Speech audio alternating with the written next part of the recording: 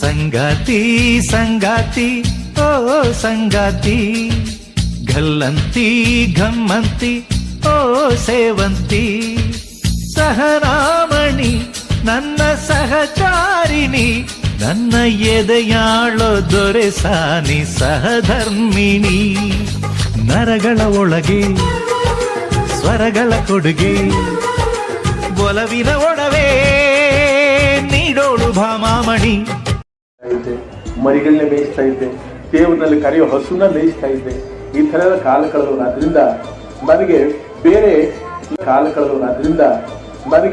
ಬೇರೆ ನನ್ನ ವೃತ್ತಿ ಬಿಟ್ಟು ಎರಡನೇದು ತೃಪ್ತಿ ಯಾವುದಪ್ಪ ಅಂತ ಹೇಳಿದ್ರೆ, ನನ್ನ ಕಡೆ ಆಸೆ ನನ್ನ ವೃತ್ತಿ ಬಿಟ್ಟು ಎರಡನೇದು ತೃಪ್ತಿ ಯಾವುದಪ್ಪ ಅಂತ ಹೇಳಿದ್ರೆ, ನನ್ನ ಕಡೆ ಆಸೆ ಭೂಮಿನಲ್ಲಿ ಕೆಲಸ ಮಾಡಬೇಕು ಅನ್ನೋದು.